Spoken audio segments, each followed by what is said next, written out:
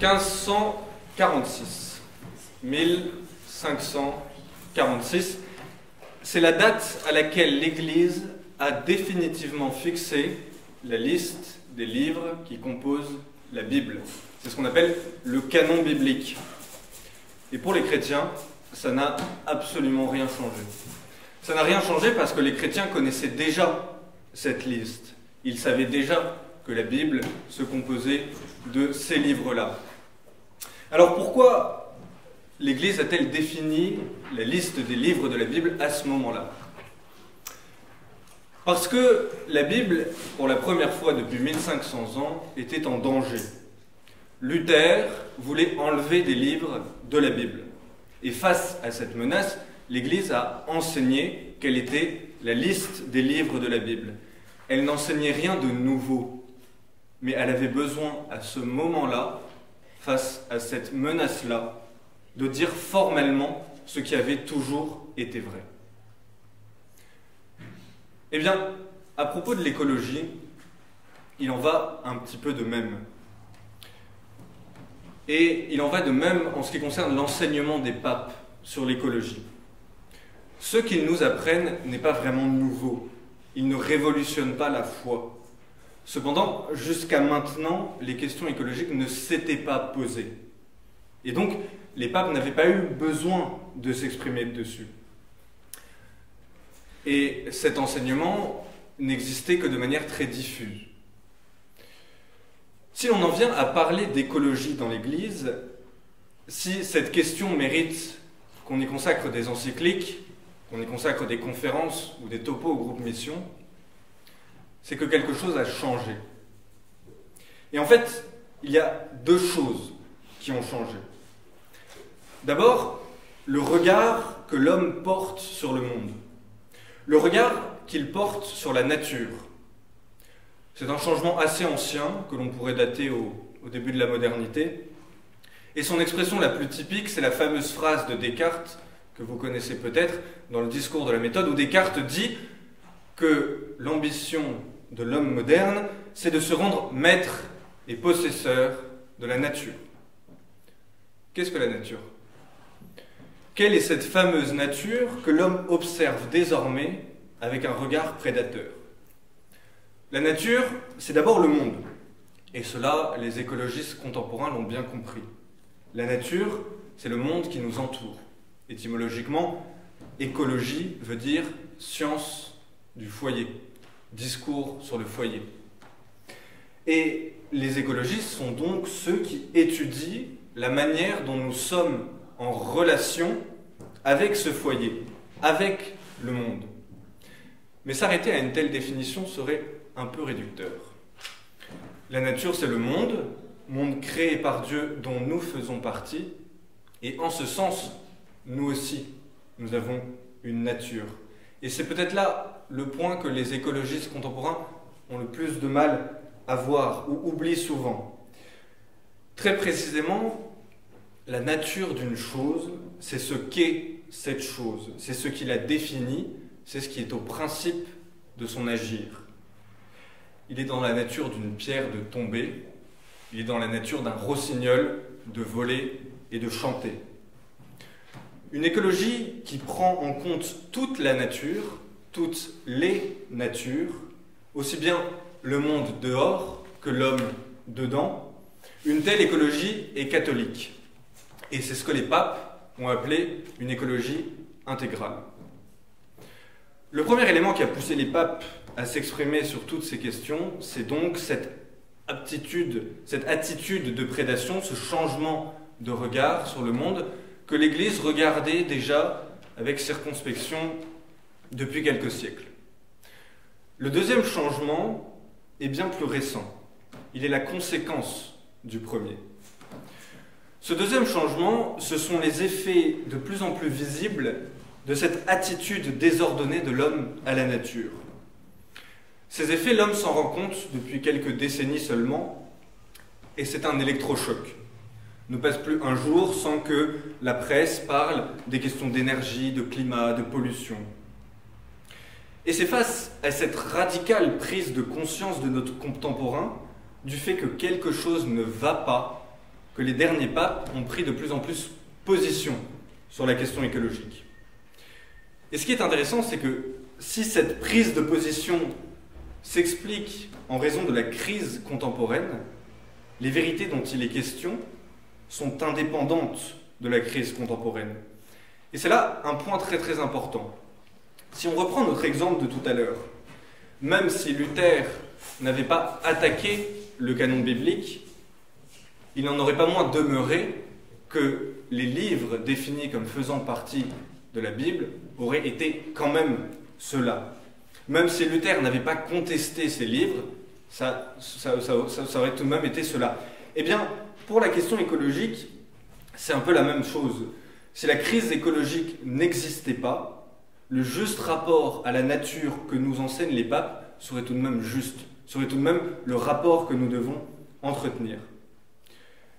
La question écologique, la question du rapport à la nature, la question du rapport de l'homme à la création est donc une question qui dépasse toutes les problématiques de telle ou telle époque. Il se trouve que nous vivons dans une époque où elle est particulièrement formulée, en raison des circonstances. Très bien, réjouissons-nous, nous avons l'opportunité de creuser un sujet que nos pères ont peut-être moins étudié. En ce sens, il y a un théologien allemand, comme son nom l'indique, Romano Guardini, qui, en 1950, écrivait la phrase suivante. « Il existe un rapport chrétien avec la nature, seulement il est silencieux et on n'en prend pas partout conscience. » 75 ans après, nous pouvons dire que ce rapport chrétien à la nature a été largement explicité. À l'occasion de la crise écologique, les papes nous en ont appris beaucoup sur notre rapport à la nature. Et c'est cela que je vous propose de voir en 3 parties. D'abord, peut-on dire, en tant que chrétien, peut-on dire quelque chose sur cette crise écologique ou est-ce seulement l'affaire des scientifiques? Première partie. Ensuite, nous nous pencherons sur le grand problème du rapport de l'homme moderne à la nature et sur ce en quoi ce rapport s'est éloigné de ce que la révélation nous enseigne. Et nous chercherons à voir ce que la révélation nous enseigne sur le rapport de l'homme à la nature. Enfin, troisièmement, je voudrais souligner ce que cette question écologique a d'une véritable opportunité apostolique qu'il serait bien dommage de ne pas saisir. 3 parties donc. Premièrement, constat. Deuxièmement, doctrine. Troisièmement, mise en œuvre. Premièrement, constat scientifique et foi chrétienne. Le pape François n'est pas le premier pape à avoir parlé d'écologie. Nous parlerons longuement tout à l'heure de Benoît XVI. En revanche, ce que le pape François est le premier à avoir fait, c'est publier une encyclique complète consacrée à la question écologique. C'est la fameuse encyclique Laudato Si de 2015. Le premier chapitre de cette encyclique s'intitule « Ce qui se passe dans notre maison ». Maison renvoie au oikoi grec, qui est la première partie du mot écologie. Science du foyer, science de la maison. Ce premier chapitre, est l'un de ceux qui a provoqué le plus de critiques. Parce que dans cette première partie, le pape s'attache à analyser le deuxième changement dont nous parlions dans l'introduction, la fameuse crise écologique. Et ça a semblé curieux à un grand nombre de commentateurs. Le pape évoque des thèses scientifiques dans son encyclique. Et beaucoup ont estimé que ce n'était pas là le domaine de l'Église et que le pape se fourvoyait en agissant ainsi. Comme nous sommes catholiques, nous pouvons partir du présupposé que le pape a une bonne raison d'agir comme il le fait et nous pencher de plus près sur sa manière de faire pour comprendre quelles sont les raisons qui l'ont poussé à partager ce constat scientifique. Tout d'abord, notons que le pape pose un avis plutôt nuancé. Il cite peu de chiffres, mais il remarque des tendances. Il cite peu de chiffres car il sait bien que telle ou telle étude scientifique particulière est sujette à débat, est sujette à caution et contestable. Et lui appelle d'ailleurs sans cesse au débat scientifique. En revanche, il constate des tendances. Et ce qu'il constate, c'est que l'homme est en train de mettre gravement à mal son environnement. Et le fait est assez incontestable que le XXe siècle en particulier a bousillé le monde dans lequel nous vivons. Il y a la pollution de l'air qui provoque des millions de décès prématurés, il y a la production délirante de déchets dont on ne sait plus que faire et qui vont abîmer les mers et les paysages, il y a la question de la qualité de l'eau dans le monde, celle de la perte de la biodiversité ou encore celle du bouleversement climatique. Mais le pape ne se contente pas de parler de la destruction de l'environnement. Ce que l'homme détruit, ce n'est pas seulement le monde autour de lui, c'est également les autres hommes. C'est avec la même logique que nous méprisons la terre et que nous ignorons les pauvres. Le pape François souligne que toutes les destructions que nous constatons dans l'environnement sont causées par ce qu'il appelle une culture du déchet, qui affecte aussi bien les personnes exclues que les choses, vite transformées en ordures. Encore une fois, la question écologique doit penser les choses de manière globale, tout est lié. C'est la même mentalité qui pousse notre siècle à consommer et à jeter, et qui le pousse à vouloir mettre fin à la vie des personnes âgées ou malades. C'est la même logique qui fait pratiquer des OGM et des PMA. La même absence de respect pour la nature telle qu'elle se présente à nous. Cette crise environnementale est bien une conséquence. Comme le dit le pape, elle est l'éclosion ou la manifestation extérieure de la crise éthique, culturelle et spirituelle de la modernité. Il ne s'agit pas ici de détailler le constat scientifique sur la question écologique. Je vous invite à le faire par vous-même, ne serait-ce qu'en lisant l'encyclique du pape. Mais ce qui est intéressant, en revanche, c'est de se demander pourquoi le pape pose un constat scientifique. Cela lui a été reproché sous prétexte que l'Église ne devrait parler que de foi et de mœurs. Mais qu'est-ce que les mœurs, sinon la morale? C'est-à-dire le discours sur la manière de bien vivre des hommes.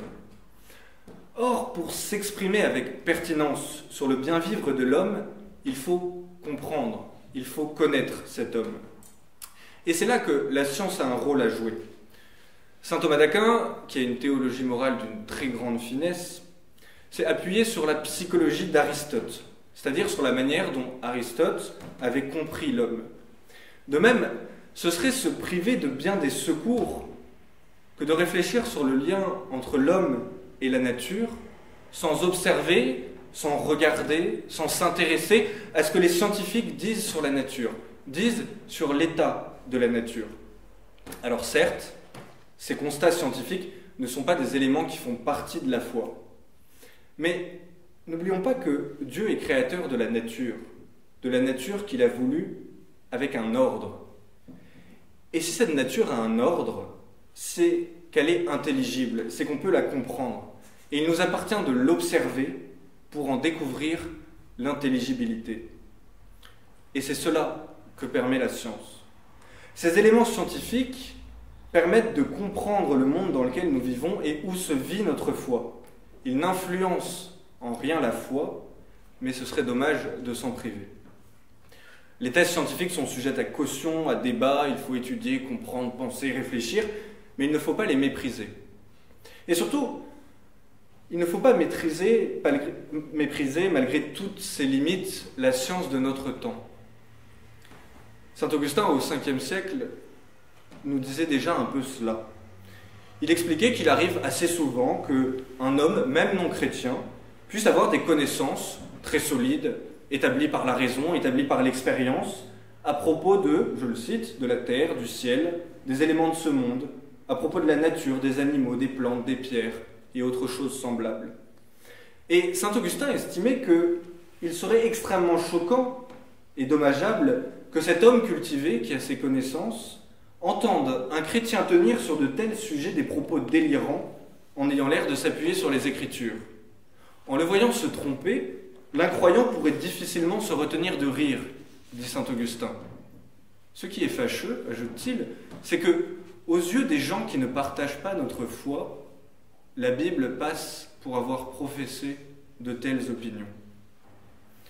Parce que, dit saint Augustin, lorsqu'en des matières qui leur sont parfaitement connues, des incroyants surprennent un chrétien en flagrant délit d'erreur et le voient tenir des propos inconsistants en se réclamant de la Bible, comment pourrait-il croire, cet incroyant, ce que dit la Bible de la résurrection des morts, de l'espérance de la vie éternelle et du royaume des cieux? Comment pourrait-il le croire s'il pense que ses écrits, la Bible, renferme nombre d'erreurs sur des choses qu'on peut dès maintenant prouver par la raison? Je pense qu'il y a là, chez Augustin, une grande leçon pour nous donnée au 5e siècle. Grande leçon qui s'applique particulièrement sur ces questions écologiques. Si la science de notre temps constate qu'il y a une grave crise environnementale, nous devons le prendre au sérieux. Nous devons regarder ce qu'elle a à nous en dire. Et c'est pour cette raison que le pape François commence son encyclique par un tel chapitre. Prendre au sérieux cette science, sans oublier que ce que nous défendons avant tout, c'est la foi de l'Église. Et on peut avoir à côté de très nombreuses opinions diverses, mais n'en faisons jamais nos combats principaux, parce que sinon, on risquerait de faire passer ces opinions annexes pour la foi de l'Église auprès de nos interlocuteurs qui ne sont pas chrétiens. Mais passons désormais à notre deuxième partie, l'homme et la nature. L'un des points importants sur lequel je voudrais vraiment insister, c'est que ce que l'on appelle la question écologique n'est pas lié à la question de la crise écologique. Tout ce dont nous venons de parler dans cette première partie est important, mais ce n'est pas le plus important. Souvenons-nous que écologie veut dire science du foyer, discours sur le foyer.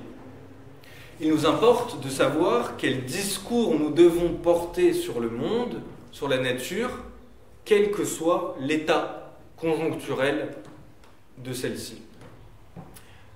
Et à propos de la nature, à propos du rapport de l'homme à la nature, il existe deux discours qui ne sont pas chrétiens. Le premier est celui qui divinise la nature. Le second, celui qui la méprise. Le premier discours fait de la nature un dieu. C'est le discours d'un certain type de paganisme qui ne voit l'homme que comme une partie du monde. Pour cette raison, nous pouvons l'appeler cosmocentrisme. Pour ce discours, ce qui compte, c'est l'harmonie de la nature, du monde, du cosmos. Et si pour sauver cette harmonie, il faut sacrifier l'homme, alors très bien, sacrifions l'homme. Et peut-être que une partie de la méfiance de certains catholiques envers la question écologique vient justement de cette crainte de diviniser la nature. Et ce serait, en effet, une regrettable et grave erreur que de diviniser la nature. Mais le chrétien en est normalement immunisé. Le chrétien ne saurait être cosmocentriste. Comme dit le pape François, la pensée judéo-chrétienne a démystifié la nature. Sans cesser de l'admirer pour sa splendeur et son immensité, elle ne lui a plus attribué de caractère divin. La deuxième erreur, qui consiste à mépriser la nature, nous guette peut-être un peu plus. C'est l'erreur typique de la pensée moderne, c'est l'anthropocentrisme. L'anthropocentrisme est assez caractéristique de la pensée des Lumières. Il consiste en une glorification excessive de l'homme. Il veut mettre tout à son service, y compris le monde qui n'aurait pas la moindre valeur, si ce n'est au service du bien humain. Cet anthropocentrisme veut se rendre maître et possesseur de la nature. Il veut dominer la nature, lui imposer ses lois. Quand je dis dominer la nature, je ne dis pas seulement dominer le monde autour de nous. Il s'agit aussi de dominer la nature humaine.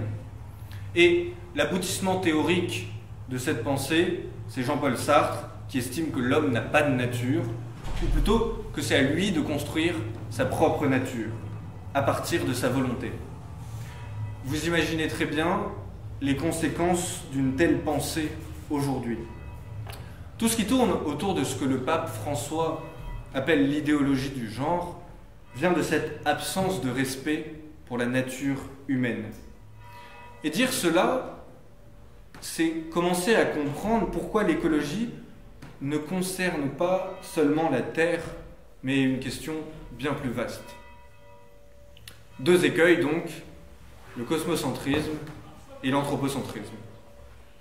Pour un chrétien, la position juste est forcément un théocentrisme. Le monde et l'homme ont un point commun, ils sont tous deux créatures de Dieu.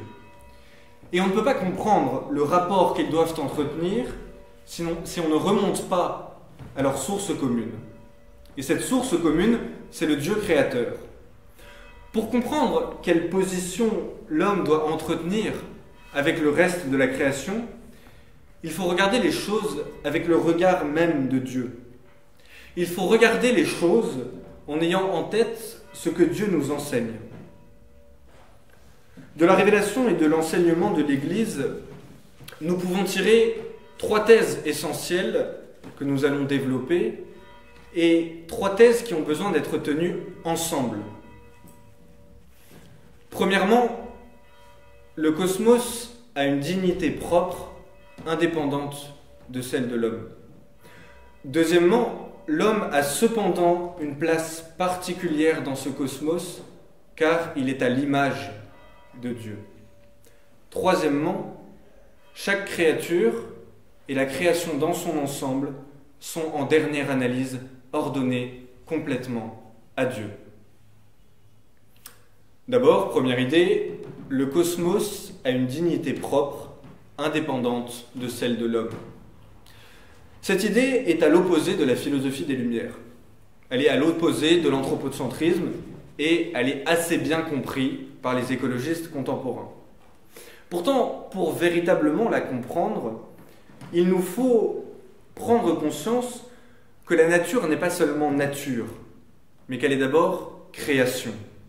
Le monde a été voulu par Dieu. La moindre créature a été désirée par Dieu. Le livre de la sagesse s'adresse à Dieu en ces termes. Tu aimes en effet tout ce qui existe, et tu n'as de dégoût pour rien de ce que tu as fait. Car si tu avais haï quelque chose, tu ne l'aurais pas formé. Et comment une chose aurait-elle subsisté si tu ne l'avais voulu? Ou comment ce que tu n'aurais pas appelé aurait été conservé? En réalité, tu épargnes tout parce que tout est à toi, maître de la vie. C'est assez vertigineux quand on y pense.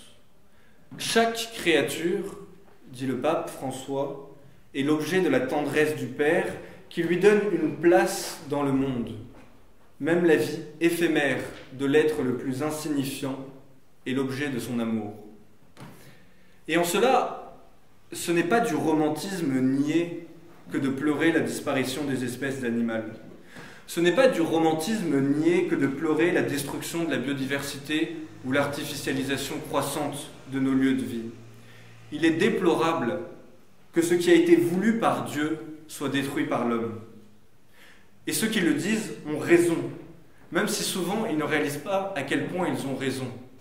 Et les catholiques qui pourraient réaliser à quel point ils ont raison, trop souvent ne le disent pas. Nous savons, nous, que le péché originel a blessé la nature humaine et que notre faute s'attaque à l'œuvre de Dieu. La crise écologique est une manière de constater dans le cosmos ce qui se vivait déjà dans nos cœurs. C'est une confirmation extrêmement tangible du péché originel. Celui qui croit en la réalité de ce péché ne devrait pas s'en étonner, mais il peut le déplorer. L'univers et ses créatures sont bons parce qu'ils sont voulus par Dieu et parce qu'ils manifestent Dieu. À ce propos, saint Thomas d'Aquin dit des choses très éclairantes, je vous le cite. La distinction entre les choses, ainsi que leur multiplicité, proviennent de l'intention de Dieu. En effet, Dieu produit les choses pour communiquer sa bonté aux créatures, beauté qu'elles doivent représenter. Et parce qu'une seule créature ne saurait suffire à la représenter comme il convient, il a produit des créatures multiples et diverses, afin que ce qui manque à l'une pour représenter la bonté divine soit suppléée par une autre. Par conséquent, dit saint Thomas, l'univers entier participe de la bonté divine et la représente plus parfaitement que toute créature, quelle qu'elle soit. Le fait que saint Thomas d'Aquin, au XIIIe siècle, puisse écrire cela, montre bien que cette dignité du cosmos ne dépend pas de la crise écologique. Cela souligne aussi à quel point cette crise est un drame. Nous en arrivons à notre deuxième thèse. L'homme est certes une partie de ce cosmos, mais il dispose également d'une dignité supérieure. Contrairement à la thèse précédente, celle-ci n'est plus trop à la mode. Et les mouvements antispécistes qui rabaissent l'homme au rang de bête nient justement cette dignité particulière de l'homme. Dans le récit de la création relaté par la Genèse, chaque jour, Dieu crée une nouvelle créature. Et chaque jour, il est dit, Dieu vit que cela était bon. À l'exception du 6e jour. Le 6e jour, Dieu crée l'homme à son image. Et il est ensuite dit que Dieu vit que cela était très bon. L'homme n'est pas le sommet de la création, c'est l'ange. Mais il est le sommet de la création corporelle. L'homme possède une âme rationnelle, il est à l'horizon entre le spirituel et le corporel. Il est doué d'une dignité propre qui a été encore rehaussée le jour où le Verbe même de Dieu est venu partager notre nature humaine, notre humanité. C'est là un point sur lequel le pape François insiste beaucoup. Je cite le pape. « L'incohérence est évidente de la part de ceux qui luttent contre le trafic d'animaux en voie d'extinction, mais qui restent complètement indifférents face à la traite des personnes, se désintéressent des pauvres ou s'emploient à détruire un autre être humain qui leur déplaît. » Plus loin, le pape ajoute « Tout est lié. Il faut donc une préoccupation pour l'environnement, unie à un amour sincère envers les êtres humains et à un engagement constant pour les problèmes de société. L'homme a une dignité particulière, une place particulière dans le cosmos. Mais il s'ensuit qu'il a aussi une responsabilité particulière. L'homme est véritablement gardien de la création. Comme il est dit au 2e chapitre de la Genèse, le Seigneur Dieu prit l'homme et l'établit dans le jardin d'Éden pour le cultiver et le garder. Le péché originel entraîne une rupture dans la relation harmonieuse entre l'homme et la nature. Désormais, l'homme doit travailler à la sueur de son front. Les bouleversements écologiques contemporains ainsi que la destruction de la nature sont un signe supplémentaire de ce péché. Ils sont particulièrement le signe de cette perte d'équilibre dans notre rapport à la nature. Cette perte étant liée, nous l'avons dit, à la volonté de domination et de maîtrise de la nature que met en œuvre la civilisation moderne. Cependant, de cette thèse, il faut retenir que l'homme peut faire un certain usage de la création. Nous devons éviter, nous l'avons dit, le cosmocentrisme. La création est en partie ordonnée à l'usage des humains. Ainsi, il est parfaitement légitime de tuer des animaux pour s'en nourrir ou pour s'habiller de leur cuir. Les créatures de ce monde, dit le pape François, ne peuvent pas être considérées comme un bien sans propriétaire. Nous pouvons donc nous nourrir d'un bœuf, mais nous ne pouvons pas exploiter la race bovine jusqu'à son extermination. C'est cela, être gardien de la création. Le berger mange parfois une chèvre, mais il ne met pas en danger la pérennité de son troupeau. Troisième grande thèse, chaque créature et la création dans son ensemble sont ordonnées à Dieu. Le christianisme ne peut pas être un anthropocentrisme. Il faut être sacrément ignorant pour penser cela. Le christianisme ne peut pas être un anthropocentrisme parce que pour le chrétien, ce qui est au centre, c'est Dieu, c'est toujours Dieu. Dieu créateur de toutes choses, Dieu à qui toutes choses sont ordonnées. S'il vous arrive de dire les laudes le dimanche matin, vous connaissez sans doute le cantique des 3 enfants que l'on trouve dans le livre de Daniel. C'est un très long cantique dans lequel il est demandé à toute la création de bénir le Seigneur, aux anges, au soleil, à la lune, au vent, au feu, à la pluie, aux montagnes, aux collines, etc., à l'homme, aux oiseaux, aux bêtes, et j'en passe. Dans ce cantique, toute la création se présente comme elle devrait être sans le péché, entièrement ordonnée à chanter et à manifester la gloire et la grandeur du Créateur. Et j'en profite pour vous rappeler que nous-mêmes, chacun d'entre nous, chacun d'entre vous, vous êtes ordonnés à Dieu. Vous êtes faits pour le ciel, vous n'êtes faits pour rien d'autre que la présence infiniment aimante de Dieu, qu'est le ciel. Notre nature elle-même tend vers cette fin surnaturelle, qu'est Dieu, qu'est le ciel, qu'est la béatitude éternelle. Et quand je dis ça, quand je dis que notre nature elle-même tend vers Dieu, vous comprenez à quel point la négation de la nature humaine est ici encore grandement problématique. Récapitulons cette partie. Il y a 2 écueils, le cosmocentrisme et l'anthropocentrisme. Il y a une thèse chrétienne qui est le théocentrisme, qui se déploie en 3. Le cosmos a une dignité propre, indépendante de celle de l'homme. L'homme a une place particulière dans ce cosmos, car il est créé à l'image de Dieu. Et chaque créature et la création dans son ensemble sont ordonnées à Dieu. Troisièmement, écologie et conversion. Conversion des écologistes au catholicisme et conversion des catholiques à l'écologie. Pour commencer cette partie, je voudrais vous raconter une histoire vraie. Nous sommes le jeudi 22 septembre 2011. Le pape Benoît XVI est en voyage dans son propre pays, l'Allemagne. Ce jour-là, il est invité à prononcer un discours devant le Parlement allemand, le Bundestag. Un certain nombre de députés ont stupidement décidé de boycotter le discours du pape. Et parmi ceux qui l'ont boycotté, les bancs des députés écologistes allemands sont assez clairsemés. Benoît XVI commence son discours. Il s'interroge sur le droit. Comment reconnaissons-nous ce qui est juste? Comment pouvons-nous distinguer entre le bien et le mal, entre le vrai droit et le droit seulement apparent? Et Benoît XVI explique que, pour répondre à cette question, le christianisme a toujours renvoyé à la nature et à la raison comme vraie source du droit.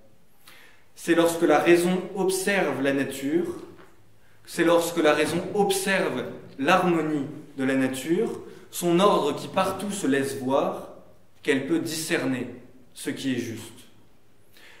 Cependant, le pape Benoît s'inquiète. Le monde contemporain ne croit plus en cette vieille doctrine du droit naturel. Il ne croit plus que de l'observation de ce qui est peut en découler des règles sur ce qui doit être. Et le risque est alors que plus rien ne vienne s'opposer à la volonté des législateurs et qu'ils en viennent à provoquer l'iniquité, à faire ce qu'ils veulent. À ce moment de son discours, à la surprise générale, le pape Benoît XVI se tourne vers le rang des députés écologistes, vers les rangs clairsemés des députés écologistes, et explique que la naissance de la question écologique apparaît comme une nouvelle prise de conscience de la nécessité d'écouter le message de la nature et d'y répondre avec cohérence. Il ajoute que cependant il ne faut pas exclure l'homme de cette nature. Il ne faut pas exclure l'homme de cette écologie. Et vous comprenez maintenant pourquoi. L'homme est certes esprit et volonté, mais il est aussi nature. Et sa volonté est juste quand il respecte la nature. En se fondant sur la foi en un Dieu créateur, décidément, le christianisme a pu développer à plus promouvoir l'idée d'égalité devant la loi, la connaissance de l'inviolabilité de la personne humaine, la conscience de la responsabilité qu'ont les hommes les uns des autres, dit le pape Benoît XVI. Et il appelle à ne pas renoncer à ce qui fonde les véritables critères du droit, la foi en la raison créatrice de Dieu qui se manifeste dans la nature. Dans ce discours, Benoît XVI donne une leçon assez magistrale de ce que doit être une évangélisation de l'écologie. Il reconnaît aux écologistes tout ce qui est juste dans leurs opinions. Oui, vous avez raison, l'homme est en train de bousiller le monde et nous n'y prenons pas assez garde. Mais après avoir reconnu ce qu'il y avait de juste, il ajoute que l'écologie ne doit pas seulement être une écologie de l'environnement, mais aussi une écologie de l'homme. Il complète la position des écologistes. Et enfin, il explique pourquoi l'opinion des écologistes est juste, ce dont ils n'ont pas forcément conscience. Pourquoi leur opinion est juste? Elle l'est parce que Dieu a mis un ordre dans la nature et que nous devons respecter cet ordre, tant pour l'environnement que pour l'homme. Voyez-vous, je crois très sincèrement que la question écologique est la redécouverte par toute une partie de nos contemporains de choses que le monde avait oubliées en se déchristianisant. Il y a donc, dans cette question écologique, une véritable opportunité apostolique que nous serions vraiment bêtes de ne pas saisir. Il y a un grand nombre de doctrines chrétiennes que l'écologie est en train de remettre au goût du jour, de redécouvrir, imparfaitement, mais tout de même. Et ce serait le comble que les catholiques ne s'en saisissent pas. J'en vois au moins 3 que nous pouvons rapidement passer en revue. L'écologie, c'est la redécouverte du droit naturel. L'écologie, c'est la redécouverte de la vertu de tempérance. L'écologie, c'est la redécouverte de la notion de bien commun. D'abord, redécouverte du droit naturel. C'est là un point assez facile, puisque c'est celui dont parle Benoît XVI dans le discours devant le Bundestag dont nous venons de parler. Le droit naturel n'est pas une loi, il n'est pas une suite d'articles qu'il faudrait suivre. Il est plutôt un ordre, un certain ordonnancement du monde, une harmonie. La nature et la raison sont les vraies sources du droit, nous dit Benoît XVI. C'est extraordinaire. Cela veut dire que Dieu nous estime tellement, nous fait tellement confiance, que plutôt que de nous prescrire une liste de choses à faire et à ne pas faire, il a inscrit un ordre dans la nature pour que de l'observation de cet ordre, nous puissions distinguer ce qui est juste. Et cela, les écologistes l'ont tout à fait compris. Je cite Benoît XVI. Des personnes jeunes s'étaient rendues compte qu'il y a quelque chose qui ne va pas dans nos relations à la nature, que la matière n'est pas seulement un matériel pour notre faire, mais que la terre elle-même porte en elle sa propre dignité et que nous devons suivre ses indications. Car quand on ne suit pas ces indications, les choses tournent au drame. Et c'est ce que nous observons, c'est ce que les écologistes observent avec raison. Nous nous en rendons bien compte aujourd'hui. Je veux vraiment insister sur ce point, cette redécouverte de la nature, de la notion de nature par le mouvement écologiste est une chance extraordinaire. D'autant plus que c'était assez inattendu dans le XXe siècle, qui a été le siècle de la négation de la nature par excellence. La négation du fait que le monde a un ordre qui s'impose à nous. Ce qu'il reste à faire pour nous, pour vous, là où il faut encore convaincre certains écologistes, c'est en leur rappelant que l'homme aussi a une nature. L'homme n'est pas pure volonté, il n'est pas pure autodétermination. En ce sens, si les écologistes ont compris qu'il y avait quelque chose de désordonné dans un OGM, ils ne sont pas loin de comprendre qu'il y a quelque chose d'anormal dans une GPA. Bien souvent, cette prise de conscience n'est pas effective, mais les convictions écologiques sont des bases solides pour conduire à ces conclusions. Alors la prochaine fois que vous aurez l'occasion de parler avec un écologiste, parlez-lui de droit naturel et peut-être écoutez aussi ce qu'il a à vous en dire. L'écologie, c'est également la redécouverte de la vertu de tempérance. Là encore, c'est quelque chose d'assez inattendu. Le monde contemporain aurait plutôt tendance à être celui de l'intempérance, celui du jouir sans entrave. Avec l'écologie, toute une génération redécouvre cette attitude de retenue dont nous avons tant besoin. Bien sûr, là encore, ce n'est pas parfait, là encore, ce n'est pas appliqué dans tous les domaines, là encore, ça doit être perfectionné, mais c'est déjà ça.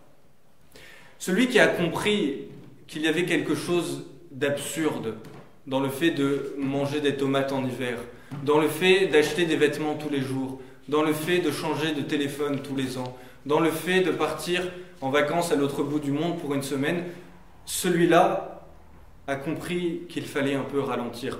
Celui-là est en train de construire en lui les dispositions qui lui permettront une vraie tempérance. Il est en train de sortir de la culture du déchet dont parlait le pape François. La tempérance redevient une vertu dont on peut parler. La tempérance redevient une vertu à la mode, mais faisons-le, saisissons-en nous, parlons-en et étendons-la à tous les domaines sur lesquels on peut l'étendre. Cette tempérance, c'est aussi la prise de conscience du fait que le progrès est un mythe. Je cite le pape François. Après un temps de confiance irrationnelle dans le progrès et dans la capacité humaine, une partie de la société est en train d'entrer dans une phase de plus grande prise de conscience. L'homme moderne avait confondu progrès technique et progrès moral. De sa capacité à aller toujours plus vite, toujours plus haut, toujours plus fort, pour reprendre une devise à la mode, l'homme pensait qu'il avait réussi à améliorer le monde. Comme disait saint Paul VI, les progrès scientifiques les plus extraordinaires, les prouesses techniques les plus étonnantes, la croissance économique la plus prodigieuse, si elle ne s'accompagne pas d'un authentique progrès social et moral, se retourne en définitive contre l'homme. Or, l'homme moderne n'a fait aucun effort en ce qui concerne le progrès moral. Cette situation, c'est ce que le pape François appelle le paradigme technocratique. Le progrès technique n'a cessé de faire croître la puissance de l'homme, si bien que, aujourd'hui, s'il le voulait, l'homme pourrait détruire le monde dans lequel il vit. Et cette augmentation du pouvoir de l'homme n'est pas allée de pair avec une augmentation de sa prise de conscience morale, de la prise de conscience de sa responsabilité morale. Pire, l'homme moderne se laisse conduire par des machines qu'il construit au lieu de les guider lui-même. La complexification massive de la technique rend l'homme dépendant d'outils dont il ne comprend même plus le fonctionnement. Je crois qu'il n'y a pas besoin d'avoir une très longue expérience de la possession d'un smartphone pour s'être posé la question au moins une fois de savoir qui, entre vous et le smartphone, commande véritablement la relation. Vous connaissez sans doute la fameuse phrase de Bernanos « On ne comprend absolument rien à la civilisation moderne si on ne comprend pas d'abord qu'elle est une conspiration contre toute forme de vie intérieure. On ne comprend absolument rien à la civilisation moderne si on ne comprend pas qu'elle est avant tout une conspiration contre toute forme de vie intérieure. » Eh bien, la sobriété technologique est également une redécouverte de la tempérance, qui peut conduire à une nouvelle soif de Dieu. Parce que quand on fait enfin taire le bruit des machines, c'est alors seulement que dans la voix de fin silence, on peut entendre la parole de Dieu. Droit naturel, tempérance, bien commun. L'écologie, c'est également la redécouverte de la notion de bien commun. Là encore, le XXe siècle ne nous laissait pas présager, tant il a été le siècle de l'individualisme exacerbé, en tout cas en Occident, moins en URSS. Le siècle de la recherche des intérêts particuliers. Et voilà qu'au XXIe siècle, certaines personnes se disent prêtes à faire des sacrifices pour leurs enfants qui ne sont pas même encore nés. Voilà qu'une génération comprend que son intérêt seul ne vaut pas grand-chose et qu'elle se met à chercher ce qui est bien. Il y a sur ce point une intuition très juste de la part de ceux qui s'inquiètent pour les générations futures. Et là encore, il serait très dommage que les chrétiens ne s'en saisissent pas. Il serait très dommage que les chrétiens ne s'en saisissent pas pour rappeler qu'en effet, l'homme ne cherche pas que son intérêt personnel. Et peut-être que, d'ailleurs, quelqu'un qui n'agit plus pour son intérêt personnel immédiat sera peut-être plus apte à comprendre pourquoi nous, chrétiens, vivons ici-bas en vue d'un bien qui dépasse infiniment nos petits désirs présents. Vous le voyez, la prise de conscience de la crise écologique peut conduire à des comportements qui sont très sains, des comportements en contradiction avec ce changement de regard sur la nature dont nous parlions tout à l'heure. Il ne tient qu'à nous d'accompagner cette redécouverte d'un regard juste sur le monde. Il ne tient également qu'à nous de nous laisser convertir sur ces trois sujets. Il y a ici une leçon qui nous est donnée. C'est toujours désagréable quand ce sont des non-catholiques qui sont plus vertueux que nous. Dont acte. Nous-mêmes devons retrouver ce sens du respect de la nature, de notre nature et de celle du monde. Nous-mêmes devons retrouver la vertu de tempérance. Nous-mêmes devons penser au bien commun avant de penser à notre intérêt particulier. Concluons. Nous avons constaté que la crise écologique est un symptôme gravissime, mais un symptôme. C'est un symptôme qui met en danger le monde, les sociétés, les personnes. Il faut certes soigner ce symptôme, comme on fait redescendre la fièvre. Mais la fièvre est le signe d'une maladie. Et il faut soigner la maladie elle-même. La maladie que nous avons, c'est ce regard corrompu sur le monde. C'est celle d'un regard prédateur qui nie la nature. C'est ce regard que nous devons commencer par changer.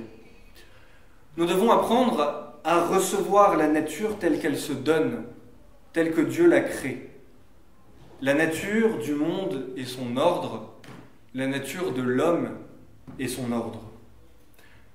La bonne nouvelle, c'est que tout le monde est d'accord sur cela. Absolument tout le monde. Parmi nos contemporains, il y en a qui pensent qu'il est temps de cesser de polluer la planète. Il y en a d'autres qui pensent qu'il est temps de mettre un terme aux inégalités qui déchirent les tissus sociaux. Il y en a d'autres encore qui pensent qu'il est temps qu'on se mette à respecter le sexe que Dieu nous a imposé à la naissance, nous a assigné. Tous ces gens ont raison. Mais malheureusement, ils sont trop souvent en désaccord les uns avec les autres. Et il ne tient qu'à nous de leur montrer que ces idées sont toutes cohérentes les unes avec les autres. C'est la fameuse écologie intégrale dont nous parlent les papes. Nos contemporains sont souvent bien loin de cette écologie intégrale, mais nous pouvons les encourager quand ils en découvrent certaines voies d'accès. Et parfois, ils en découvrent véritablement des voies d'accès. Qu'il serait dommage que les catholiques méprisent ces questions.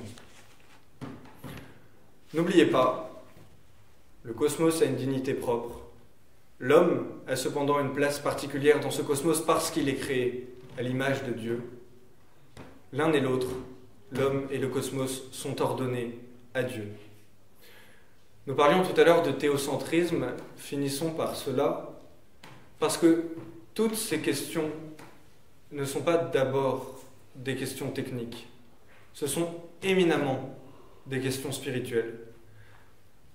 Celle d'apprendre à regarder le monde avec le regard de Dieu. Celle d'apprendre à regarder nos frères avec le regard de Dieu. Et pour apprendre à voir comme Dieu voit, il faut commencer par savoir écouter. Si nous savons tendre l'oreille, nous pourrons alors rejoindre le vaste cœur de la création, car à l'appel du psalmiste, que tout vivant loue le Seigneur, Alléluia.